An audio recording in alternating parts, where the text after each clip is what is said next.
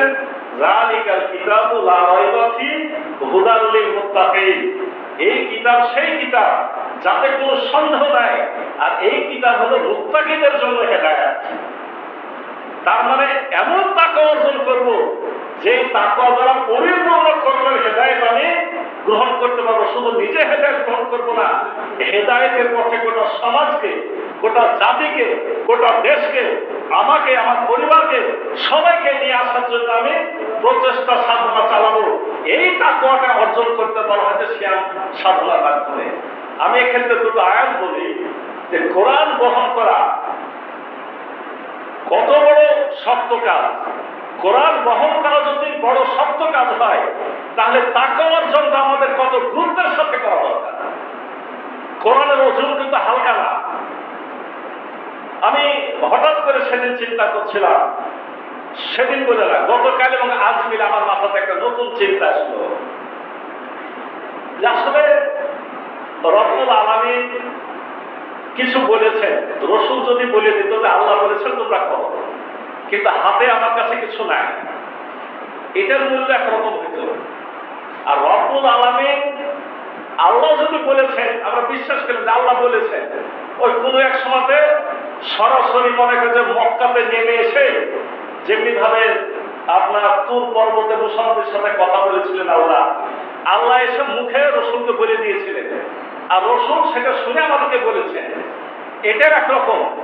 কিন্তু রব্বুল আলামিন নিজে লিখিত ভাবে, কারণ বলা হচ্ছে কিতাবটা কোথায় লেখা আছে, লৌহে মাহফুজের লিখিত অবস্থাতে আছে, তিনি নিজে লিখিত অবস্থাতে লিখে তারপরে জিবরিলকে দিয়ে পাঠিয়ে দিয়েছেন।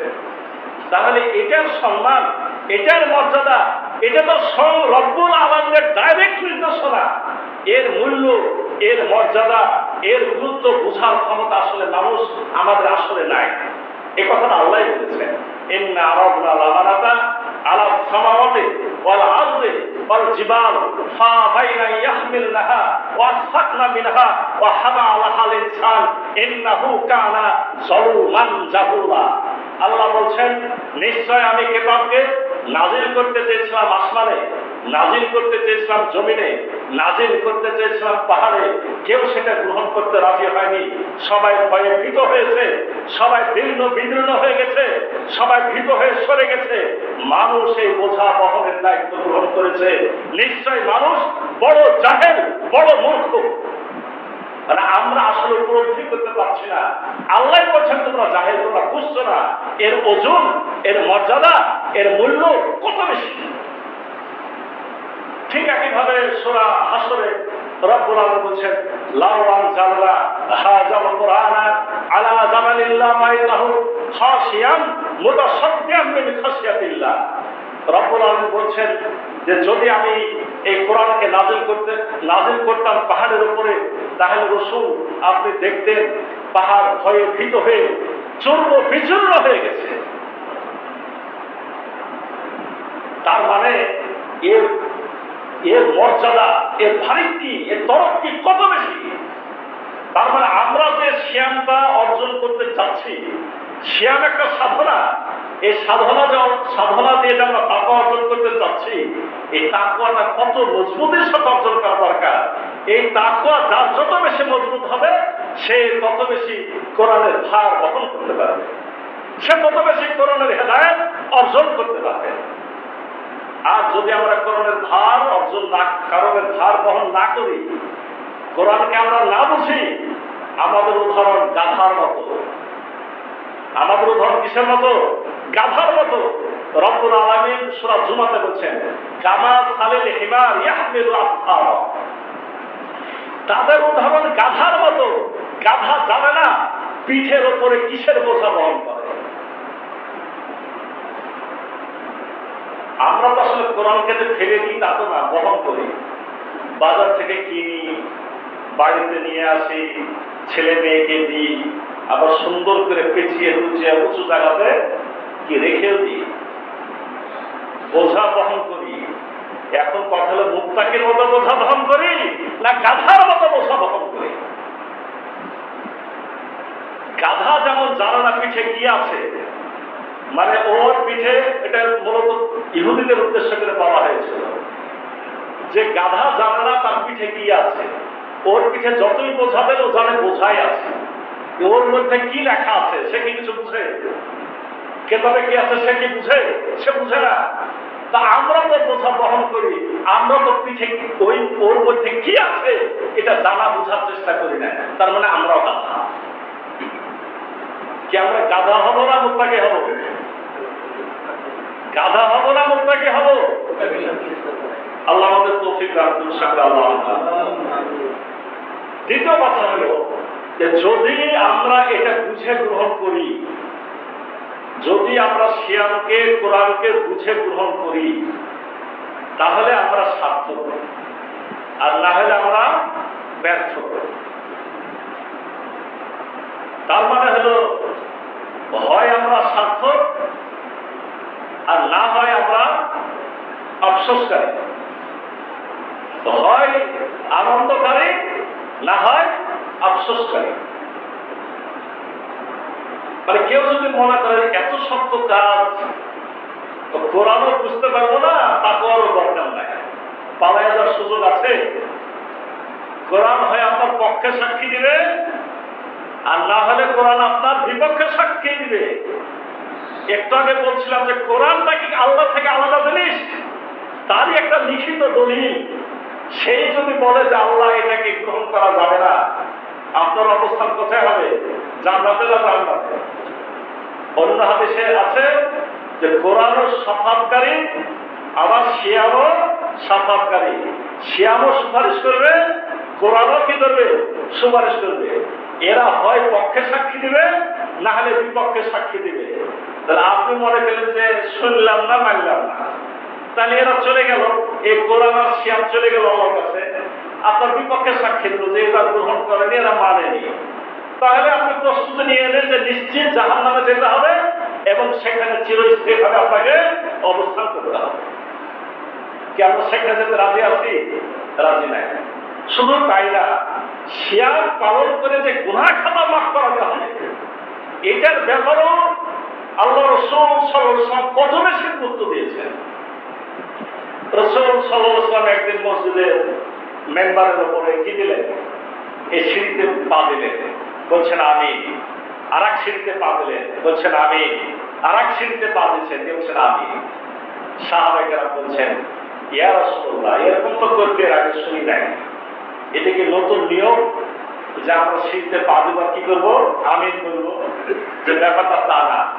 আমার কাছে এই মুহূর্তে জিবরিল আমিন এসেছিলেন, তিনি তিনটি কথা বলেছেন, আমি সেই কথাটা কবুলের জন্য আল্লাহর কাছে দোয়া করেছি। তিনটি কথা কি কি ছিল?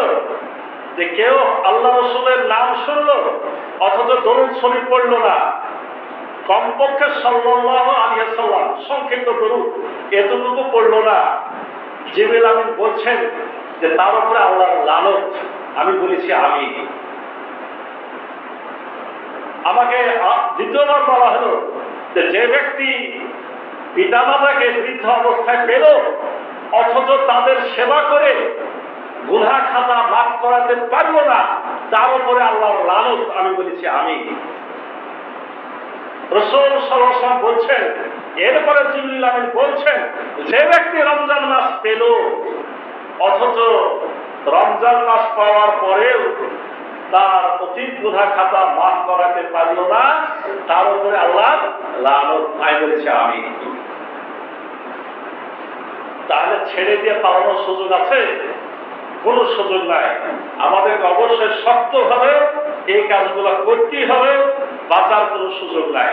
হযরত ওমর ইবনে খাত্তাব রাদিয়াল্লাহু আনহুর মতো মানুষ কেমন পেরেশান ছিলেন, একটি ঘটনায় পাওয়া যায় যে একদিন ঈদুল ফিতরের দিনে হযরত ওমর ইবনে খাত্তাব রাদিয়াল্লাহু আনহু কি করেন নাই? ঈদের মাঠে তখন হাজির হন নাই, মানুষরা রেডি হয়ে গেছে। তা আমিরুল মুমিনিন না আসলে কিভাবে সলাৎ শুরু করা যায়? তারা খোঁজ নেওয়ার জন্য দৌড়া গেলেন। যাওয়ার পরে বাইরে থেকে বাড়ির ভিতরে শুনছেন যে কি চলছে?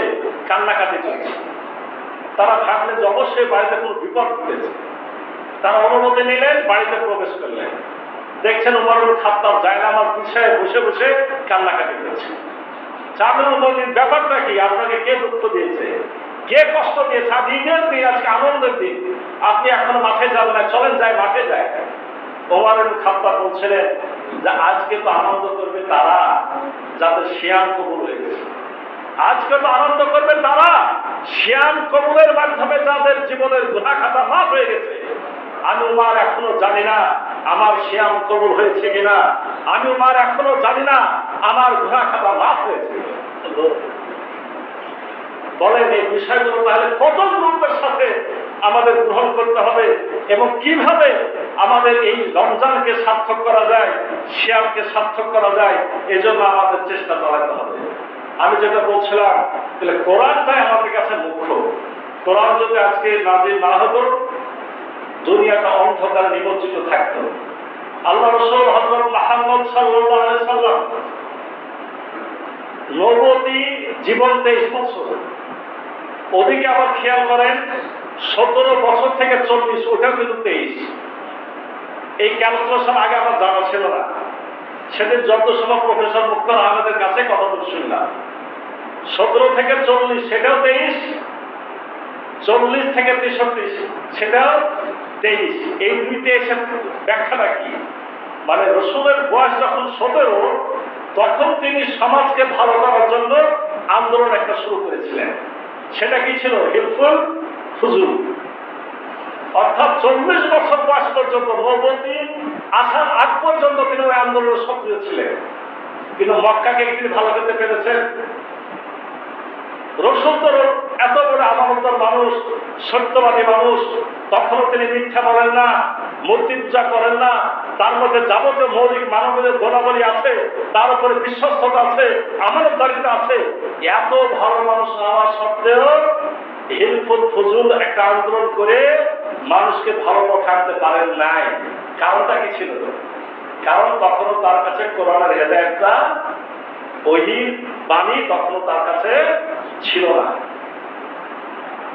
কিন্তু যখন তিনি পেলেন, তারপর থেকে 23 বছর তার গতি কি 1000 গুণ বৃদ্ধি পেয়ে গেল। এবং মাত্র এই 23 বছরের মধ্যে গোটা কোরআনের বিধানাবলী তিনি বাস্তবায়ন করে দেখিয়ে দিয়ে গেলেন।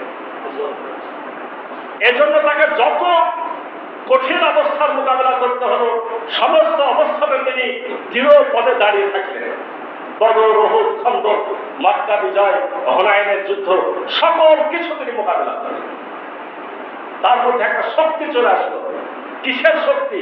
যে আমার কাছে একটা আল্লাহর বাণী আছে, আল্লাহ আমাকে এটা বাস্তবের জন্য নির্দেশ দিয়েছে। ওয়াল্লাযী আরসালা রাসূলাহু বিল হুদা ওয়া দীনিল হক লিইয়ুযহিরাহু আলা দীনি কুল্লি ওয়ালাউ কারিহাল মুশরিকুন। তিনি সেই সত্তা যিনি তার রাসূলকে পাঠিয়েছেন, হেদায়েত দিয়ে পাঠিয়েছেন এবং সত্য দিন দিয়ে পাঠিয়েছেন। তিনি এই সত্য দিন এবং হেদায়েতকে সকল কিছুর উপরে বিজয় করবেন, যদিও মুশরিকরা তা অপছন্দ করে। তো রাসূলের কাছে বাণিত আছে যে আল্লাহ এটা বিজয় করেই ছাড়বেন আমার দ্বারা। অতএব আমার কোনো চিন্তা নাই, ভাবনা নাই। আমার যত কষ্ট হয় কষ্ট করতে হবে, যত বিপদ আছে আমাকে ধৈর্য ধারণ করতে হবে।